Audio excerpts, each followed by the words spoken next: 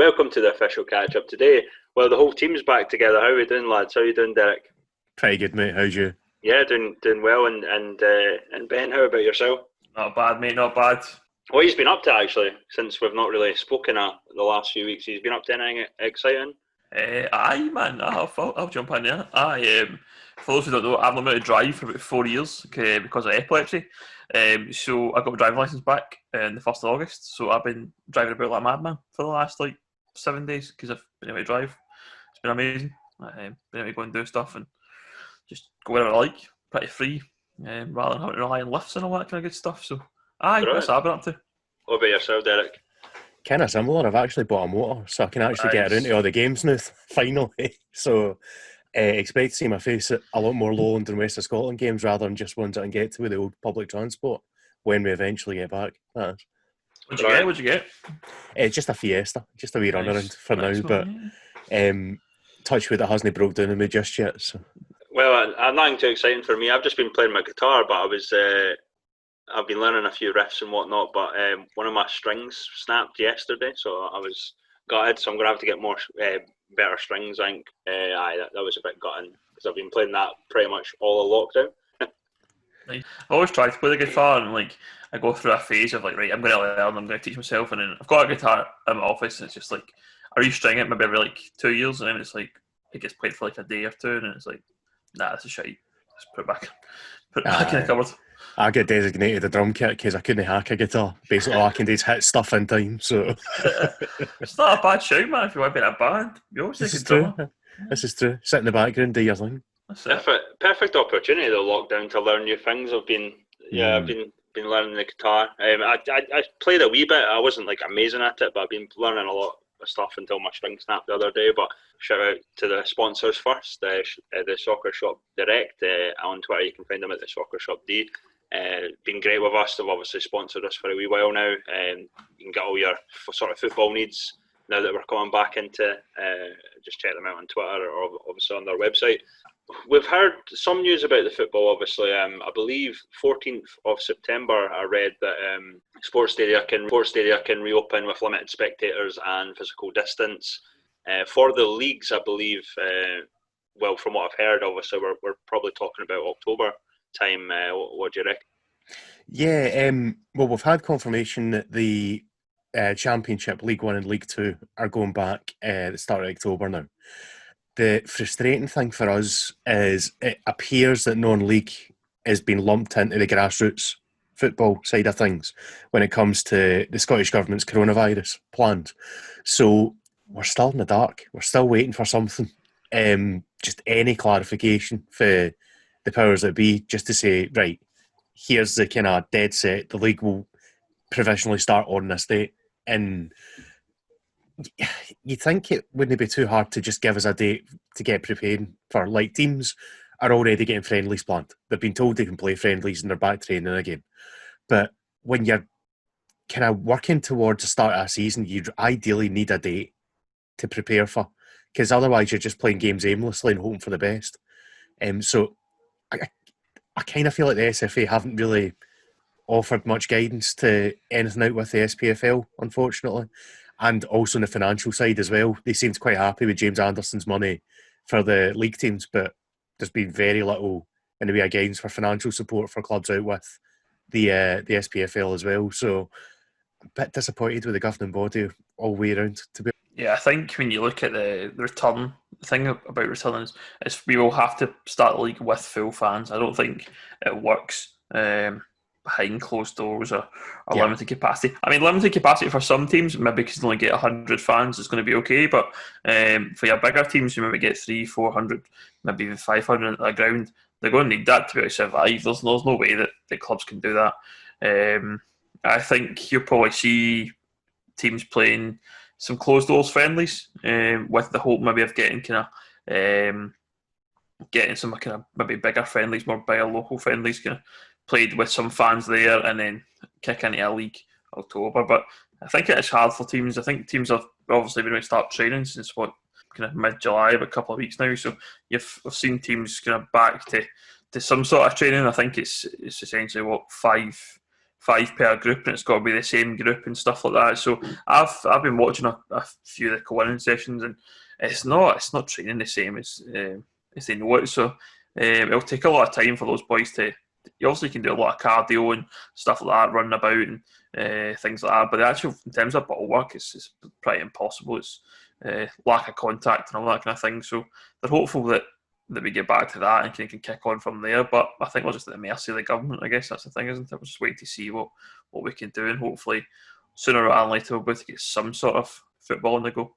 And in terms of testing, do you think it's harder for non-league? Obviously, it's kind of mandatory and the Scottish Premiership, but in terms of the lower leagues, even sort of Championship, League 1, League 2, what are your thoughts on that? I take it, I'm guessing it would have to be mandatory as well, but how is the sort of funding done for it? Will tests be sent out by the government? What do you think will happen on that side of things?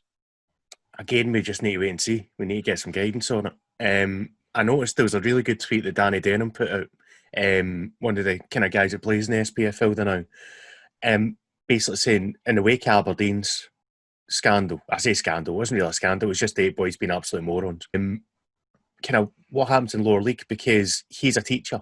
He's going to be in with kids all week. So what's to stop him picking it up and then taking it into a dressing room? Because pretty much everyone that plays at our level has a job, has a day-to-day living. So it's a completely different circumstance to what the Premiership players can do living in a bubble, So you'd think that testing's going to have to be mandatory, but the cost is going to be an issue. Like, are the SFA or anyone else going to help with that? Any kind of charity ventures, whatever. It's like, these are the kind of things that need to get properly ironed out. And also, I totally agree with Ben, says we can't play without fans at the non-league as well. It just can't happen. Clubs will lose money and they'll go to the wall. We just need clarity. Yeah, definitely. I personally think the testing doesn't happen. I don't see how they can do it. The cost of a test, I think, I looked the other night for something else, and it was 65 quid per person to get a private testing, and there's no way I think the NHS are going to support a cheap test for football. I think the important thing for the NHS will be to do their own staff, care workers, key workers and all that kind of stuff. There's no way they're going to be farming out to Tier 6 Scottish football. They're testing allocation. That being said, though, I don't know that testing centres are that busy. I think I've drove by a couple in the last kind of week or two, and they're open, like on a Sunday, for example, and there's no one there. So I don't know if perhaps we can maybe strike a deal where, come at the quiet times and come and get a test through the normal process. But again, I don't think they're quick, because I think the thing about the SPFL is their tests are done pretty much on the morning, and they get a result back in about 4 hours. That's what they're doing certainly for the friendlies, but I don't know how it is now for the league setup. I think they're getting tested twice a week or something like that, the way it is. So that's not going to be affordable for our league, for all the teams in our leagues, from probably even from the champ down to Tier 7. I just don't see it. And as you said, there's guys working in jobs, like your guy Danny there, who's a teacher. There were guys who are working in building sites and shops and all that kind of thing, and it's just not going to be feasible, I don't think, at all. So they are going to have to go back with the risk that if you play and you get the virus, you've got to do the isolation thing for 14 days or 7 days, whatever it is, and then the games are either postponed or you just play with the missing player, or however it works, because I just don't see how testing is going to be able to be feasible at all. Yeah, and obviously we were talking about the squad. Obviously, you've got your first team 11, and then you've probably got your subs, your reserves, but also the coaching staff, probably some of the volunteers that are there. I mean, you're talking about maybe 30, 40 people to test in it. So it's I don't see how it's going to be done, but it's difficult, especially with the finance side, as you mentioned there, Ben. Obviously, 65 quid for a test is a bit, mental, but you add maybe 20, that's over $1,000, just for 1 week or whatever. Well, one game, yeah. We probably don't make that in the gate, so what's the point? So yeah, I think it's a no-go in terms of testing, but we'll see. I guess it depends where the virus is at in October. It comes to league matches, isn't it? If it's still on the way down, or we're going back into lockdowns or whatever, then who knows? The thing is, there's going to have to be testing of some sort. Even if it isn't mandatory or weekly, they're going to have the ability to do it, because what happens if a team suddenly gets struck down and they play the game against another team? They need to know before they play any more games. So I think you're right though, Ben. Like, a lot of these driving centres aren't anywhere near full capacity, and anyone can go and get a test. So there might well be a way of striking a deal and getting a sponsor to cover it, for example. You know, yeah. So it's much cheaper, I guess, than I think I was looking at a private healthcare company. But if it's 65 quid from them, it's going to be probably still like 30, 40 quid to get it done. Kind of by a kind of NHS type situation. So who knows? But I guess it's one of those that we just really need to wait and see. I don't really know. I think the other thing as well about we're saying about these guys who are mixing in their day jobs, I just don't think that makes the testing really. Will that make the testing work? Because I mean, if the guys get a test on a Tuesday and then he goes to his work for 2 days and then he plays on a Saturday because he's cleared his test on Tuesday, then will it be really like beneficial to do a test? I'm not really sure. I'm no doctor by any stretch of imagination, but just logically in my head, it doesn't seem very feasible at all. So we'll see. Yeah, this is a frustrating part for, I guess, management and players and just everyone. Basically, is like we don't have a set return date, but we don't know what's going to happen there. Obviously, they can say that we can have spectators in on the September 14th or whatever. You can play games, you can play friendlies, but yeah, you know, we've still got COVID going on, and like you said, we need to get some clarification from either the Scottish Government or the SFA what's going to happen with basically everything. You know, we're no further forward really. I mean, you can put out dates and phases and all this sort of stuff, but it doesn't mean anything until we know exactly what the plan is and what the clubs know what the plan is, basically. Even if they just put like a guideline roadmap out, it doesn't need to necessarily have set dates on it, but once we hit X, Y and Z considerations, then we'll do this. You know, something as simple as that would make a massive difference to plan ahead. I realise that the guidance has to be really, really clear, like black and white. Because I think we've seen a lot of times already with the football stuff is that it's been a bit grey and a bit ambiguous. So I think when it comes to us restarting football, it has to be absolutely clear what happens. I think that's one of the most important things is that there can't be debate about what you can do, what you can't do. It just has to be straight down the line. That's this and this, and that's the way forward. But is that not a problem in itself? Because, you know, we sort of touched on Aberdeen a wee bit earlier, but if there isn't set rules and restrictions in place to what players can and can't do, then, you know, we might have a lot of situations like Aberdeen. Obviously, you mentioned it earlier, Derek, the players were a wee bit daft and stupid and whatever else, but I mean, the whole in fairness, the whole Aberdeen was in lockdown, so it wasn't it just wasn't them, you know what I mean? If you get these wee sort of, how that happens in maybe Glasgow or something, you could maybe look at some of the teams in Glasgow or Stirling or wherever, you know, it can happen anywhere. And the thing with Aberdeen, I tend to take a bit more of a hard line against it because the players were explicitly told not to go to pubs and restaurants together, and they did it. They were told that was part of the deal for football coming back, and they ignored it. Mm-hmm. So I've got absolutely no sympathy for them. Like I think it was the Scottish Sun's chief reporter that I responded to on Twitter said he felt a wee bit sorry for the boys. No, absolutely not. They were told what to do, they didn't do it. It's their own fault, and look what they've caused, you know? But by taking that point, you can't put those kind of rules on part-time footballers. Yeah, exactly. Because we've already talked about day-to-day living. You're going to be mixing with however many folk in your daily job. You can't have the same restriction. So, and obviously, boys are going to go out and have a pint. Mm-hmm. This isn't their full-time career. They're going to go out and enjoy themselves at some point. So, it's a lot harder, I think, to get a set plan in place that will be safe for everyone. Mm-hmm. Yeah, logistically, it's going to be a nightmare. I totally agree with where you're coming from, Derek. But at the same time, I don't think they'll be the only team that's maybe bent the rules a little bit. They're just unfortunate that they were in the place where there's obviously been a bit of an outbreak, and it's a bit unfortunate. I suppose we've got a bit of responsibility to just try and keep on top of it, because otherwise it's going to be a condensed sort of season as it is, without games getting postponed. So it's going to make it really challenging if there's too many of those, I suppose.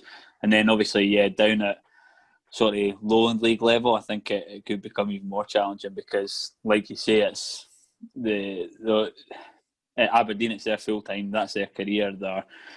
full-time thing, and if there's sort of rules getting bent there, you can only expect the same's going to happen lower down. So yeah, it's going to make it challenging, and it's just same as everything just now. We're just going to have to face those challenges when they occur, I suppose. Moving on from that, we did mention obviously friendlies are being organised, but we do have some sort of competitive fixtures coming up. Kelty in the Betfred Cup, which the draw is tomorrow, Monday the 10th of August. It'll be interesting to see how they do. I think obviously East Kilbride last season had a few decent results against the sort of bigger teams. Are you kind of expecting maybe Kelty to pull off a few decent results there? Aye, it depends what kind of fitness they're in, given it obviously the pre-season's been all over the shop. We've not had a pre-season as yet, but I wouldn't put it past Kelty to get a couple of scalps, especially with the strength of squad that's there. And in effect, they can almost use that Betfred Cup as a pre-season in a way as well. That other teams aren't going to get the benefit of playing that strong opposition to get kind of tuned up for whenever the season gets started. So it depends how they approach it. If they approach it in terms of fitness, they might not get as many results because it'll be more about just getting the squad ready. But if they go into it thinking, here, we've got a chance of getting a few kind of decent scalps and get a bit more money, because I think it's an extra couple of grand for every position you go up in the League Cup group stage. Yeah. Every grand's going to help in it. So we'll see how they approach it. It will all come down to the attitude they've got, I think, because they're more than capable of taking points. Yeah, I think if there was ever a time for them to sort of to be in this cup, now's probably an ideal time, because I think there's going to be a lot of teams that are going to be a bit all over the place with, as far as fitness and what have you goes, and I think we'll probably see a few upsets, not just from Kelty, Hearts in that cup or any of the Lowland League teams in any of the cup competitions, but I think we'll see it all over the shop. We're going to see some upsets this season, because it is just going to be, I think it's going to be a bit of a strange one. So yeah, if they go in with the right mentality and they're aiming to get some wins, I think they very well could cause a bit of a surprise for a few people. And there's some interesting teams obviously that it could get drawn against, which could add a little bit of excitement to it as well. So looking forward to see what happens tomorrow. And obviously the South Challenge Cup, we're going to finish it from last season. BSC Glasgow will host East Kilbride, while Dunnipace travel to Hillabeef. Obviously a big one for yourself. Being involved in BSC, Derek. It's going to be tough, obviously, against East Kilbride, who have practically got a new team. Some new guys at BSC Glasgow. What are your sort of initial thoughts on that, Ty? It's going to be a lot harder than it would have been previously. Yeah. I think Kilby will go in as favourites, just purely for what's happened over the summertime in terms of squad building. I don't know. I'm still a wee bit in a grey area in the rules, because they're saying that players can't play if they played in the competition for another team. But I think most of Kilby's signings weren't involved in this level. So they've basically got their full new squad to pick for. Again, it would be great to get to the final. It's a cup we've won before, and it's probably the biggest cup we play in as Lowland teams, because it's just the full region involved. But it could go either way. I think Kilby will go in as favourites, but I wouldn't count us out, put it that way. And I actually think the other game looks really interesting as well, with the Hawes and Dunnipace. One of them getting to the final. Very few folk would have predicted that at the very start of the season, as far back as it was, right enough. But we'll see what happens.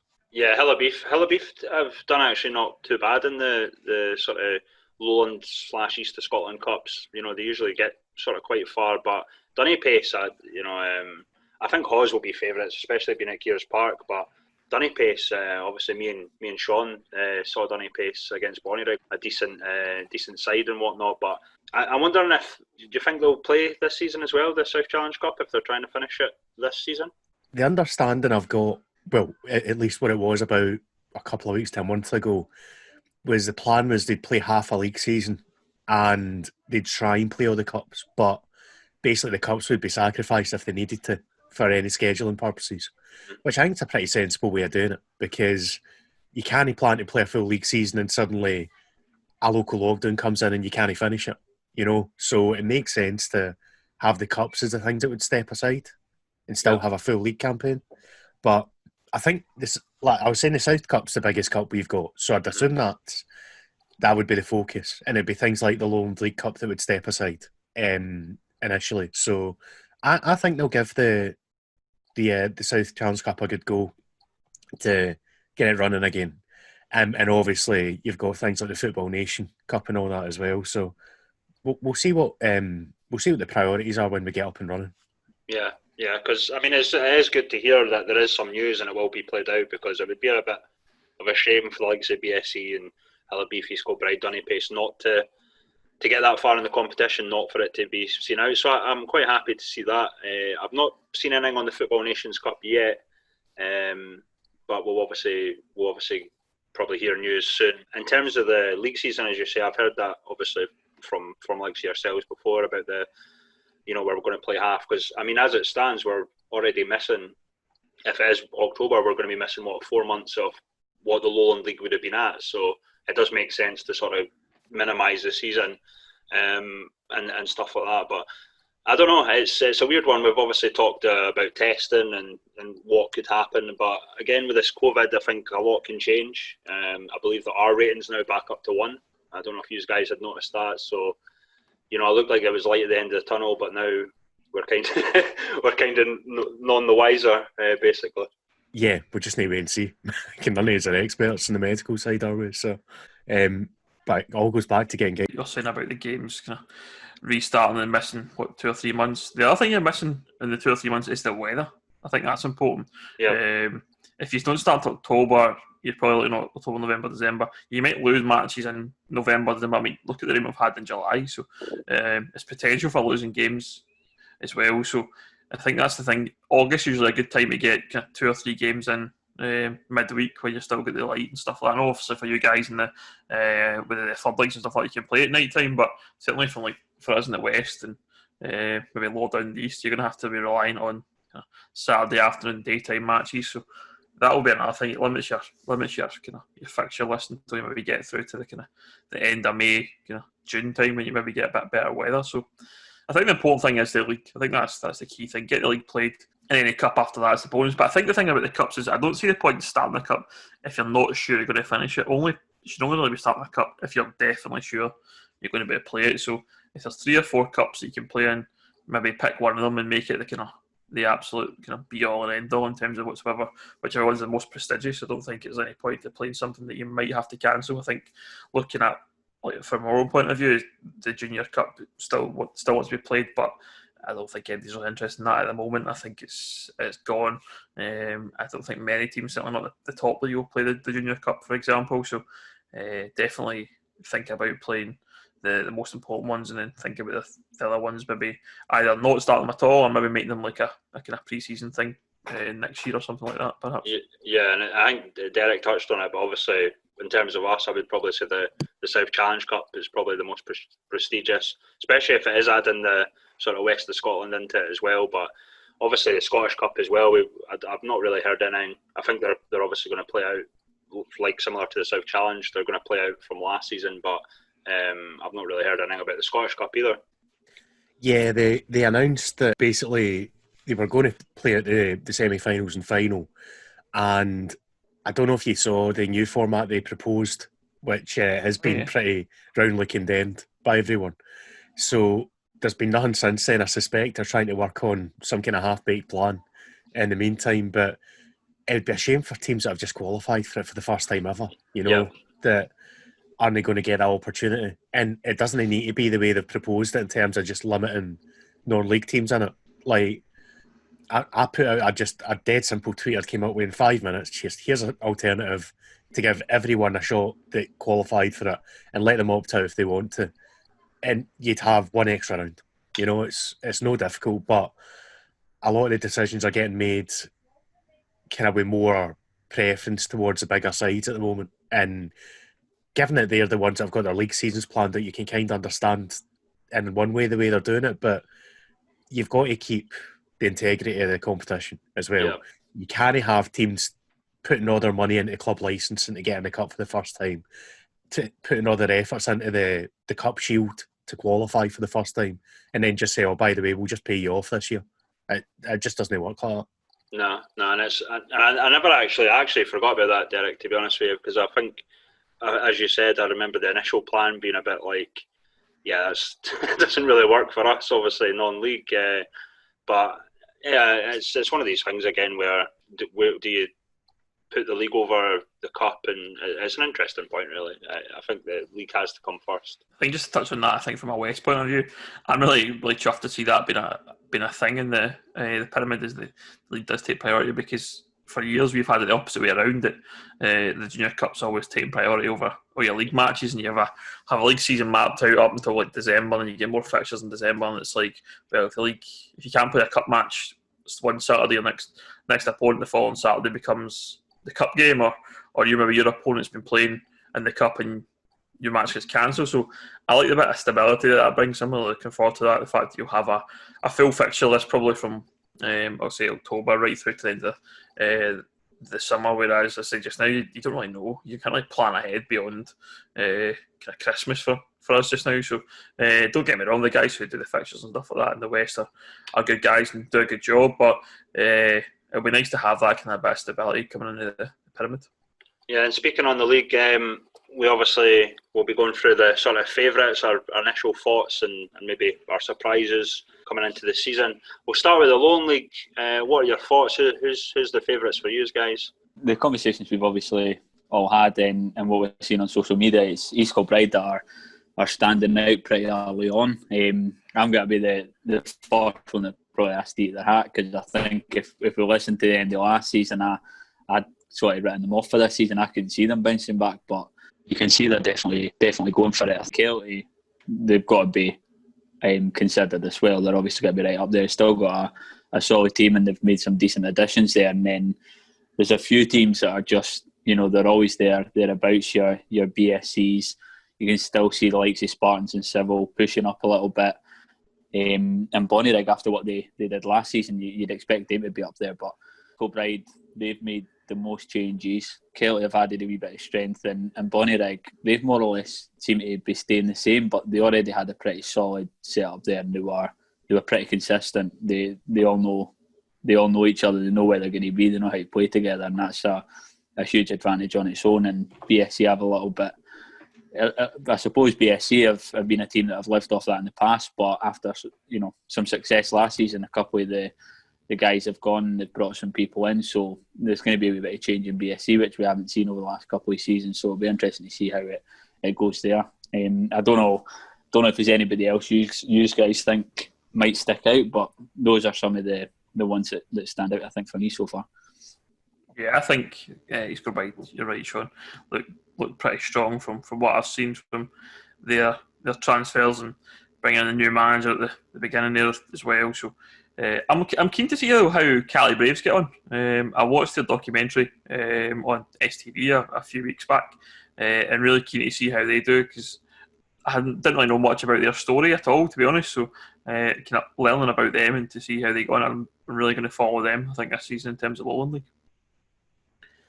I think it's fair to say Cali Braves have definitely strengthened over the summer as well. They've got a strike force that pretty much any team in the league would take now as well. So they should score plenty of goals, which will obviously help. But I kind of agree with you, Sean. I think East Kilbride are my favourites just now, just on paper, as things stand. Kelty are still pretty strong, so you can't throw them out.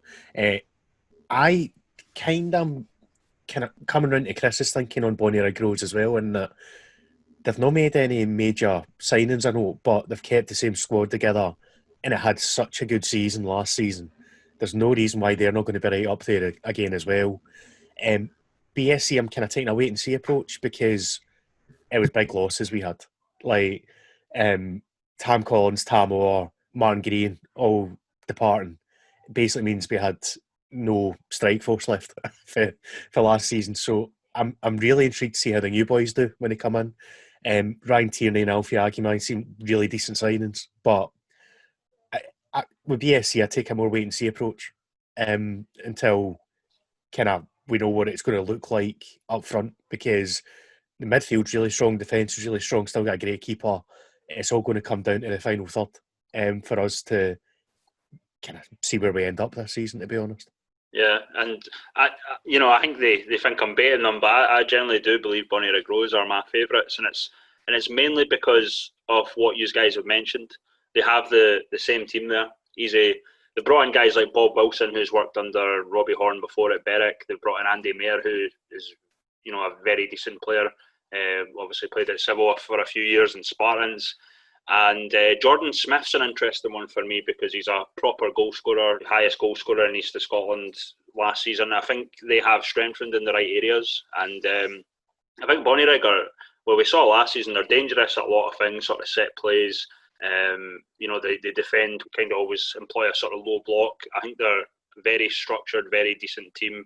And I think it's going to be hard for even the better players in terms of like your East Kilbrides, your Keltys to sort of break that down, especially players. The advantage obviously is that the players know each other, whereas Kelty, BSC, East Kilbride, there's going to be a bit of gelling going on, especially at like say East Kilbride. I think that's why Bonnyrigg are my favourites, I would say. I think the other thing just to throw in before we kind of move on is I've seen a couple of folk point out Bowness are pretty strong coming up, and not a lot of folk are mentioning them. The reason that I've not been mentioning them is I think they're a wee bit behind where Bonnyrigg were. Yeah. But it wouldn't really surprise me to see them top half and pushing as well. So it's a really strong looking league this year in terms of the top half. I think everyone up there has made moves to try and get better as well, personnel wise. So I'd normally say bring it on, I can't wait, but we need that date first. So for my surprise team, you guys have actually mentioned them, but Cali Braves, I think you mentioned it a wee bit, Derek, but certainly Jack Smith and Ross McNeil will be some partnership. I think if Jack Smith can get past these injury issues that he had at Spartans, he'll be top.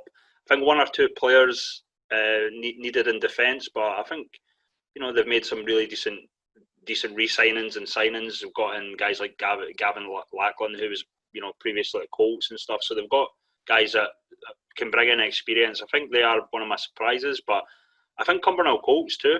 They've made a lot of re-signings. I think Marty Wright and Stephen O'Neill, guys like that, obviously know this level quite well.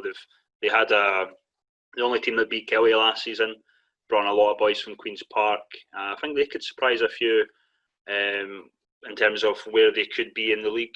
I think people are probably predicting maybe just top half. If they can get a few results together, I think them or Cali Braves can really push maybe top six. What are your guys' thoughts on your sort of surprise? What do you reckon in terms of who could pull out a shocker this season?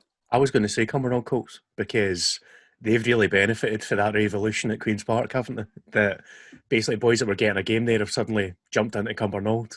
But I think they've got a sneakily good squad that folk aren't paying attention to.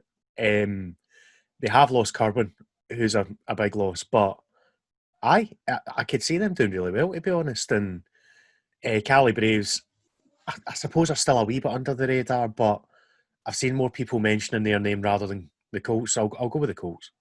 For myself, I think it's got to be Bowness. I think people are expecting him to be a bit, I think, mid-table. I know we mentioned them pushing up there, but I think they're going to do that. I think they're similar to Kelty and Bonnyrigg, who have came up there. They're a club with a wee bit of history, and they're going to thrive, I think, off playing in a more competitive league. And I think they'll rise to the occasion, to be honest. And I think they'll be right up there pushing, up to, possibly up to fourth, maybe knocking on the door of third. I think they're going to surprise a few folk this season. I'm going to go with Cali Braves. I think they're building something. I think that's the thing about them, and they'll be improving year on year. So I expect them to improve certainly this year. Brilliant, mate. And we did have a question from Mikey Branch. I think we've kind of answered it. Do you think it's reasonable to feel that East Kilbride could be a genuine title contender? Well, I'm assuming everyone agrees with that. And by extension, should the team at the bottom of League 2 be worried by non-league? I tell you what, I think a lot of teams in League 2, we've said previously, should be worried about what's happening at non-league, Lowland League, West of Scotland, even in the Highland League. There's a lot of ambitious clubs, and I think League 2 certainly should be worried. I think everyone would agree with that.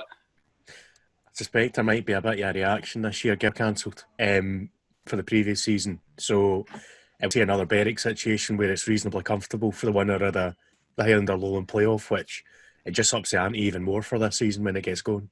Just on that, I think obviously the question was about the team at the bottom of League Two. I think there's going to be more than just the bottom of League Two. I think a few of them are going to be, or should be, a bit concerned about what's below them.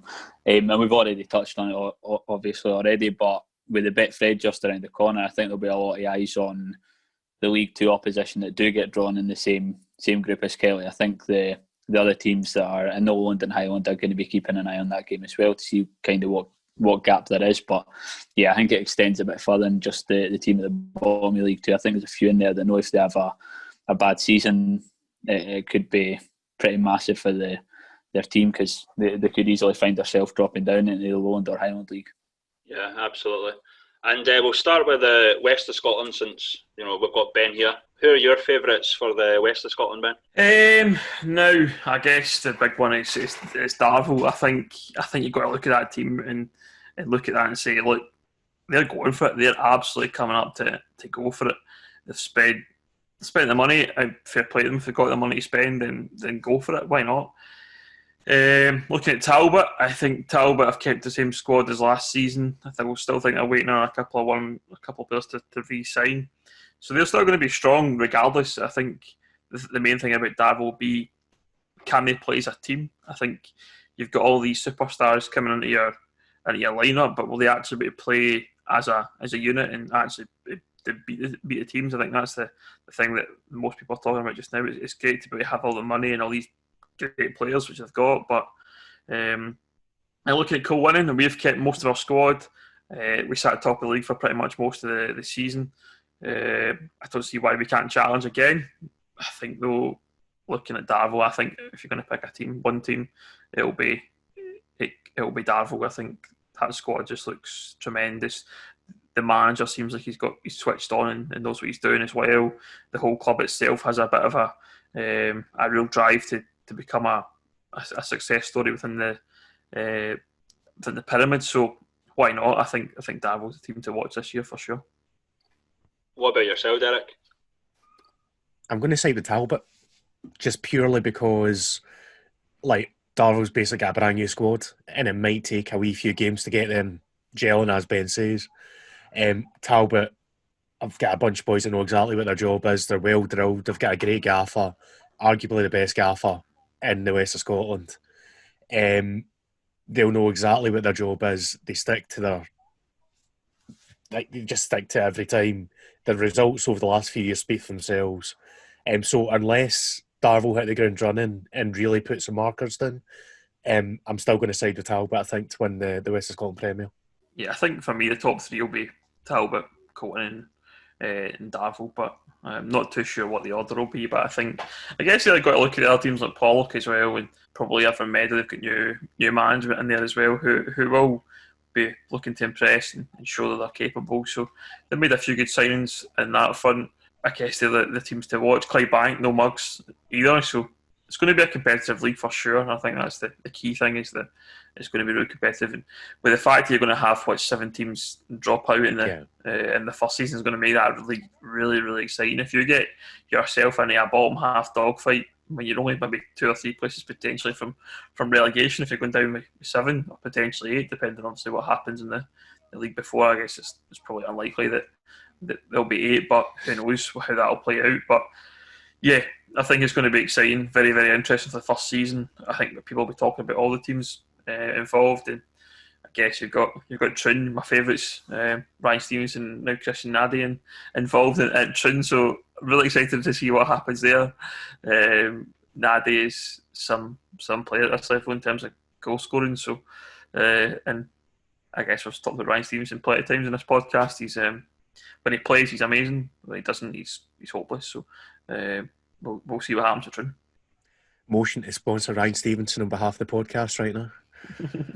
I think you can draw a lot of comparisons to what we saw in the Lowland League last season, where your Talbot and Bonnyrigg teams that kept it all together, and Darvel and Kelty teams that brought in a lot of new players, and we saw how close it could be. And I think the West of Scotland will mirror that the season ahead. I think it will go down to the wire, and those 3 or 4 teams, and probably including Pollock, I think it could be any of those guys that are going to finish at the top. I would tend to side, I think, with Derek, and until somebody sort of dethrones Talbot, I would back those guys, and I do think Darvel have got a big task on their hands.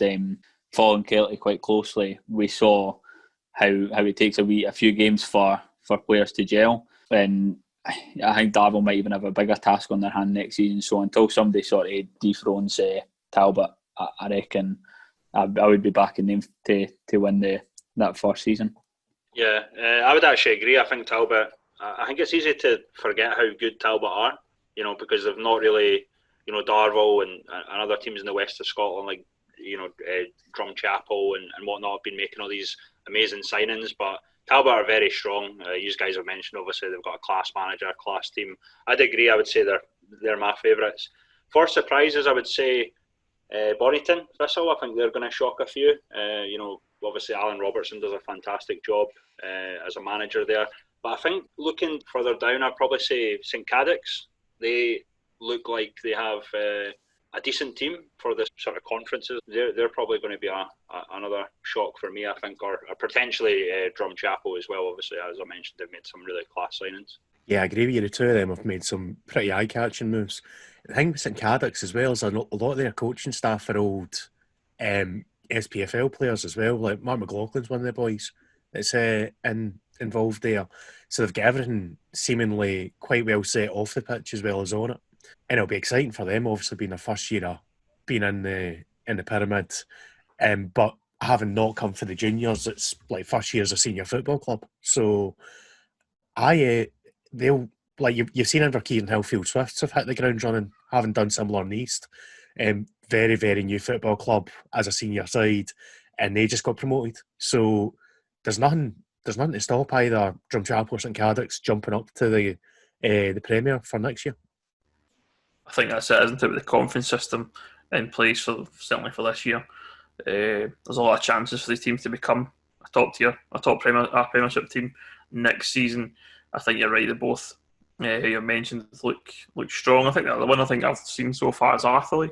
I think in Conference A they look like they've made some good moves as well. I guess teams who were kind of close to the top last season, Dawson Winton Rovers were high up there. They might have a good chance.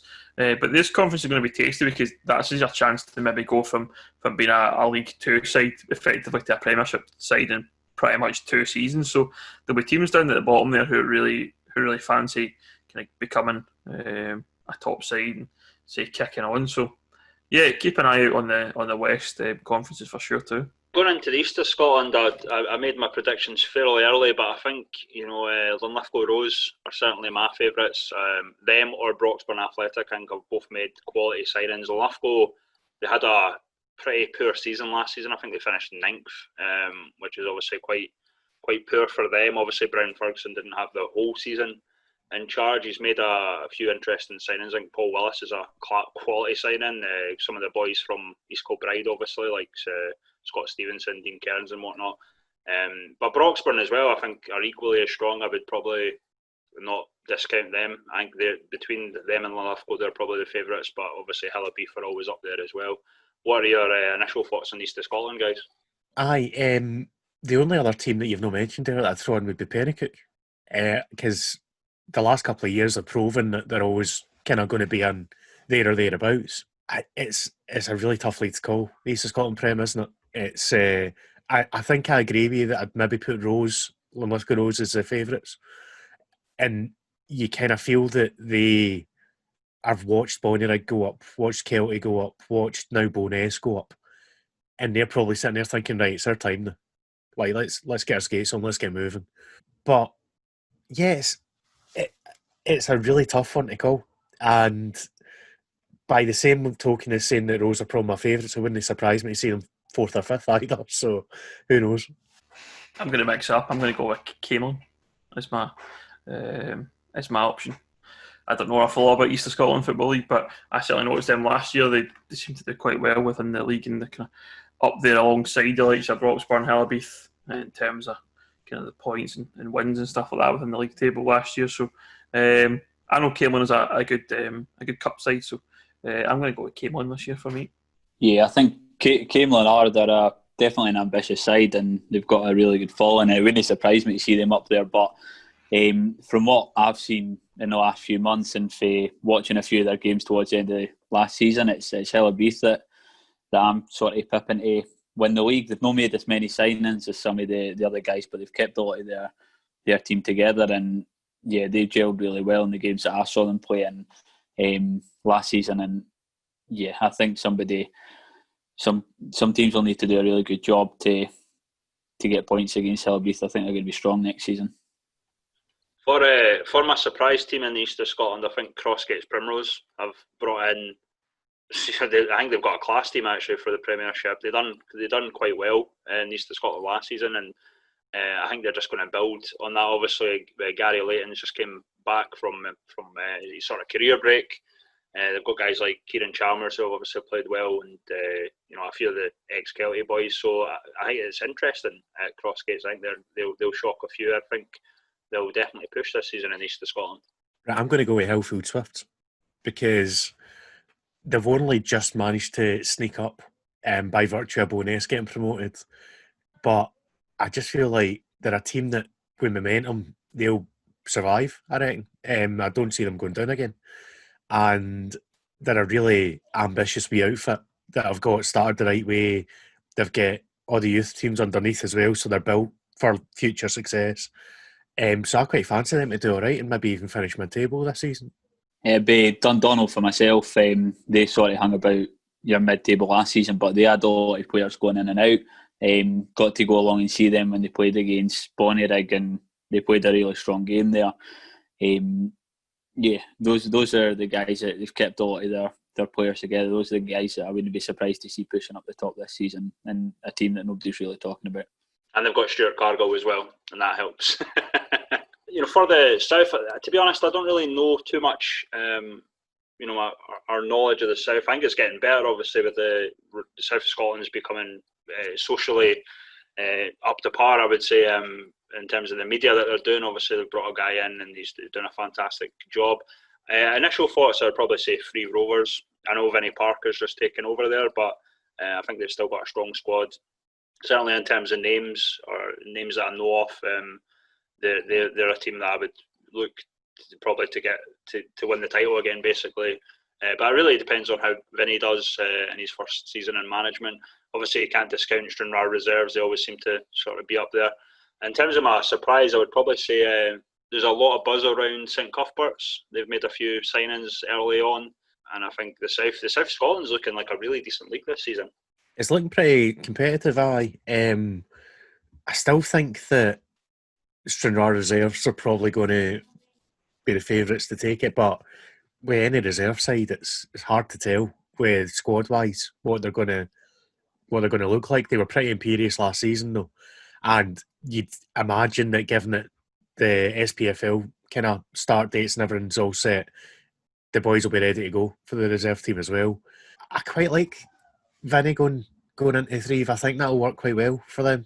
So if it is going to be somebody other than Stranraer, I'd like for Threave as well. But Newton Stewart's another one I've got an eye on. They seem to be doing the right things as well. So who knows? Like as you say, we're doing our best to improve our knowledge, and Shove getting appointed in there for the social media for the South is a great move. He's a good lad who's already doing bits to promote the league and get the word out there. So we'll do our best to continue to expand the knowledge, so to speak, on it. I was going to say, echo what Derek was saying about Stranraer reserves. I think you're probably looking at them to be the strongest side in the league.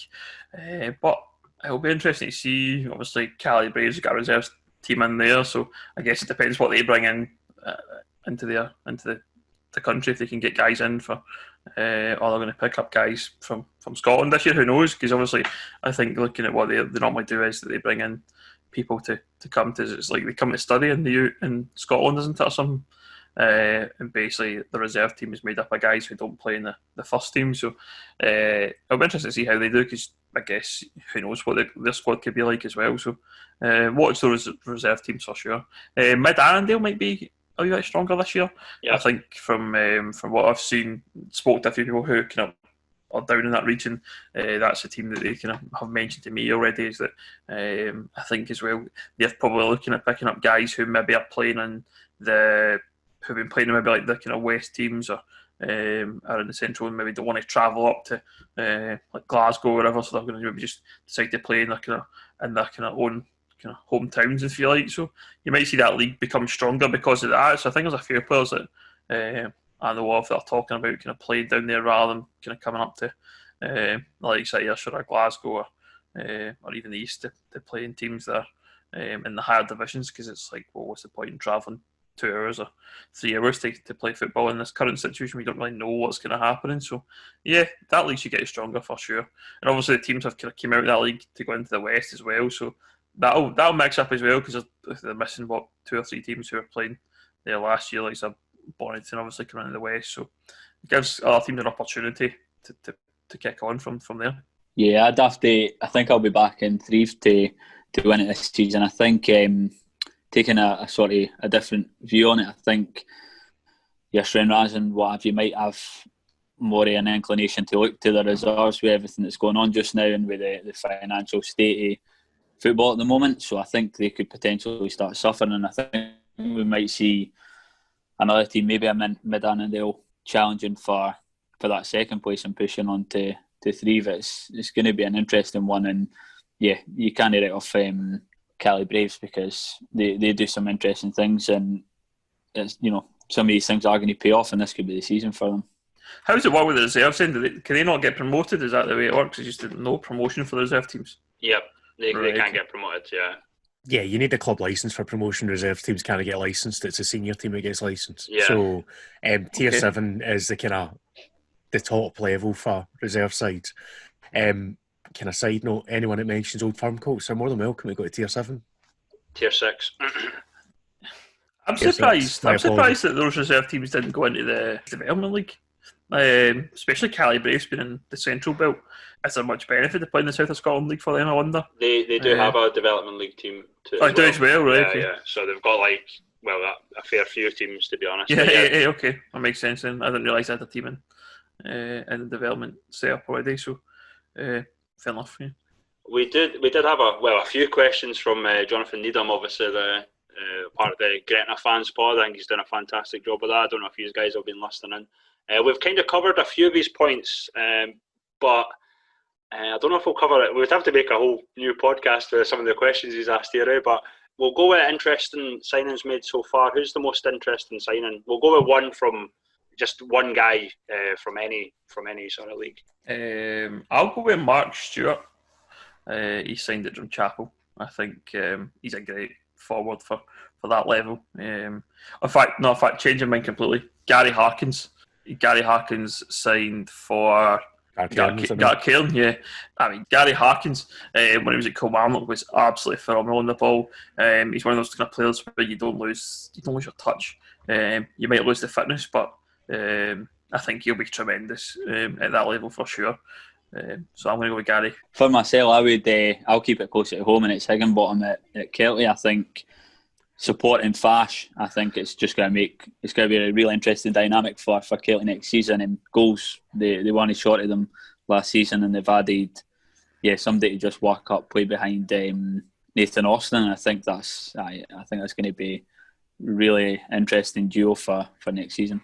Right, since you've nicked Harkins for me, I'll go with Chris Erskine at Kilby, just because he's basically stepped in for the top tier of Scottish football to sign on, so that was a major eye-opener, and he's clearly still got it. So yeah, it clearly shows you that he's invested in the project he's been sold, and like Kilby have basically said, like bringing in Chris Aiken and all that, they've basically said this is our time now, that we've had enough of dawdling, let's go for it. So I'll be really intrigued to see how that all plays out with Erskine in the midfield as well. I would love to go with Dan Orsay at Dalbeattie Star, because I think that's a fantastic signing, but I'm going to go with someone that probably no one would have ever thought of in the first 20, but I think Sam Jones to Spartans from Pennycook was a fantastic signing. Exactly the sort of signing that they needed, a wee bit of energy in the midfield, someone that can sort of provide, score goals. I think that's one of the things that Spartans have been missing. I mean, they've got a really good midfield, obviously Subo and whatnot, but I think from the centre point of view, I think Sam Jones could do a bit of damage for Spartans, and I think it's quality signing from Dougie Samuel. Can't argue with that, to be fair. We'll try and answer a few of these. I think we've covered most of the ones that Jonathan asked, but is there any teams that you sort of think still need to strengthen? I've obviously mentioned Cali Braves. I think they could do a few more sort of defensive players, but apart from that, I think it's hard to predict because we're still quite early on, and obviously teams are still making signings. I think East Stirlingshire probably still need a goalkeeper for me as well. I think Kelty still need to look at the fullback positions. With Gary Chen stepping away, with Linton stepping away as well. I feel like that's the one place where Kelty could maybe look to improve before the season gets going. It's quite hard to answer that question, to be honest, because more towards the lower reaches of the table and think teams down there that need to make moves. But as you've said, Dalbeatty's made a cracking signing in Orsley. So I think maybe Gretna's a really tough one to judge them now, just because it was so much upheaval last season. And that didn't work, obviously, for whatever reason. So I wouldn't feel comfortable making a judgment on the likes of Gretna or that just now until I've seen them on the pitch and see how it's all playing out. I think your uni teams are an interesting challenge with everything that's going on. Later start for them looks like a benefit because you're going to have you're going to have the uni year starting, but when that's going to get into full swing is obviously all up in the air at the moment as well. And we could very well see football coming back before the unis are up in full swing in the capacity that we're used to anyway. So I think the uni teams, that's going to be an interesting one to watch over the next couple of months. I'll throw Vale of Leithen's name in there, actually, now that I've had a think about it, because they've a couple of pretty strong players for them and they were already struggling a wee bit. So, as always, they've got their work cut out to stay in the league and they've done it up till now, so we'll see if they're able to do it again. Yeah, in terms, I think I'll look at the West. I think Kilbirnie have lost a few players this year, so they're a team they'll need to do a bit of work. Same with Bede. I think both those teams are teams who were strong years ago and kind of struggling a wee bit. So I think either of those teams really need to get to work and get things done for sure. Yep. And in terms of sort of key players, key signings, top scorer, I think, obviously Nathan Austin at Kelty, if he can score another sort of 50 goals this season, he would obviously be a candidate for me for being top scorer of the Lowland League and a top player at Kelty. It's hard to sort of look past Fash really, but if Chris Doolan signs for East Kilbride, then maybe him as well. But for me, obviously Nathan Austin will be another top player. I think apart from that, maybe Jamie Dishington always has great seasons in the Lowland League. He's done really well at Shire. I'd like to see Sean Brown push on, actually. I think he might be one of the sort of top strikers. I think he was injured a lot last season for Shire, and when he came into the team, I think he added a wee bit more goal threat to Shire. So, yeah, hopefully see Sean Brown push on as well. Yeah, I'd agree with that. Jack Smith. Jack Smith, I think, is a name to throw in there as well. He's a guy he's never been short of goals. He's going to have his work cut out, like you say, to keep up with Nathan Austin. But he's with a team now that scored plenty of goals last season. So you could very well see him picking up a few, I think. Ross McNeil's a name to keep an eye on as well, because he scored a lot of goals. A Cali Brave side that was a bit unbalanced last year. With the additions they've made, and you're expecting him to get more. And he's just a finisher. He's just a born finisher. So I'd expect him to hit a decent goals tally, but you can't really argue against Nathan Austin, I don't think, in terms of top scorer, can you? It's just, he proved it last year that he was miles ahead, and I just can't see anyone challenging him, to be honest. Looking at the West, I think I'm going to go with Liam Caddis. I think he's joined Darvel this season. He played in an okay side for Hereford last year, so he didn't score that many goals, but he's got the absolute talent to score bags of goals in our league. So I think in a better side he'll be putting a few away, but don't discount my man Carlo Monte. I think he'll score about 12 free kicks this year, so watch out for Monte himself. I think he'll keep everybody busy on the old free kicks. I can't wait to make his highlight reel. Carlo, if you listen, apologies, I still haven't done your last season's one, so but we'll have a great montage for next season for sure. And finally, I think this is the easiest question that we can answer: is what games are you looking forward to? I think my answer would be any games, really. Now, obviously, the big games, obviously, your Bonnie Rigs versus Keltys, your BSCs versus East Kilbrides, any sort of big games. But even you're probably, your Gretnas versus Dalbeaties. I think all over the league, and even in the east of Scotland or the west of Scotland and the south of Scotland, there's going to be massive games up and down. I think it's going to be interesting, especially if we're only playing half a league season. I think these games are going to mean a lot more. I'm really excited to see what happens and who's home and who's away and all that sort of stuff when we're back. There is two games, whichever comes first. I'm looking forward to seeing Kelty or Bonnie Rig go away to Bo'ness, whichever one comes first. I think that'll be a good match to watch out for a sort of all juniors clash. And for both those teams, Bonnie Rig and Kelty, a trip back to Bo'ness. That's one that I think that'll be an interesting one to see come up. I think for me it's Kilwinning versus Darvel. I'm desperate to see how we play against Darvel. No danger. But I think obviously Darvel versus Talbot is going to be a good game. And a game I hope they make on a day that's not the same day as a Kilwinning Rangers game. Because I've got some duties there, Kilwinning Rangers. But I'd like to go with the Darvel versus Talbot game. So put that in a Friday night fixture, people, please. So we can go and we can all go and watch it. Not have to worry about our own clubs. Darvel Talbot for me, I'll join you. I just think with the way that everyone's shaped up over the summer, that's just going to be a pressure cooker. And even if BSC are playing that day, I'd be very tempted to go to the West of Scotland game instead. It'll be one of those that everyone's so keen to go and see. 100%. I think if you make that a Friday night or even a Sunday, make it a Sunday afternoon, and I'll live stream it for them if you want. But I know there's the guys already down there that can do all that kind of stuff. So, but I think everyone's going to be watching that game because that could be technically the league decider. Do you know what I mean? That kind of game, depending on how it works out. But that's going to be some match. I think that'll attract a big crowd as well for sure. We'll get into plugs. We'll let Derek go first as always. As usual, at Moza Plays, 2Zs on pretty much anywhere you'll find me, Twitter mainly. And I'll throw on Sean. Oh Jesus, it's been a while. I think is it at Spedden Sean? At Sean Spedden? Actually, I'm not 100% sure, but you'll find me through the official. Is that what it is? I've just seen it on my phone. I've just seen it on my phone. That's it. You can find me on Twitter on there. What about yourself, Ben? I'm going to go for 2 plugs. That's all right this week, guys. So get me on Twitter. Yeah, I know. But it's worth it. Get me on Twitter at Mr. Ben Grant. My Twitter is now back open to the public to give me abuse. So I shut down for a little while. A work situation was developing, so it's open to the public again. Come at me if you're Ryan Stevenson or Trin or anything like that, then feel free. But also, I've started my own podcast related to Fantasy Football Scotland. It's called It's Not FPL, sorry. Basically chatting about fantasy football myself for 40 minutes. So I proclaim to be some sort of wizard on fantasy football. So if you like Fantasy Football Scotland and you're just getting into it, then check out. If you want to prove I'm wrong, join my Fantasy Football League as well. There's a second plug.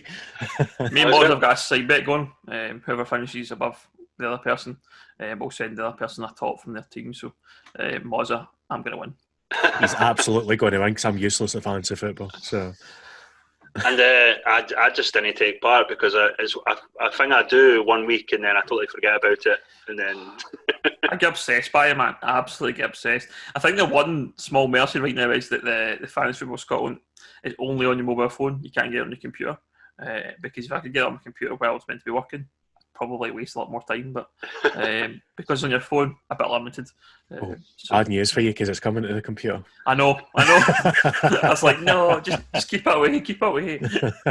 But if anyone wants to join us, because other than Chris, I think most of our leagues at this point, you just go on the leagues page, scroll down, you'll see my name and job done. And I'll be bottom of the table as per. So. Brilliant, guys. I know for me, you can find me at Rampant FM on Twitter, and you can find the Catchup at Official Catchup pretty much everywhere. I apart from Facebook. I think that's still Lowland League Catchup. We obviously want to thank our sponsors, the Shocker Shop Direct. You can find them on Twitter, as we said previously. Thanks to everyone that's listening in. The gaffers for their updates lately. We've got a few more on the cards as well, which is going to be great. And we obviously want to thank the players, the Lowland League, the West of Scotland, East of Scotland, South of Scotland, everyone that really listens in and gets involved. We'll see you next week.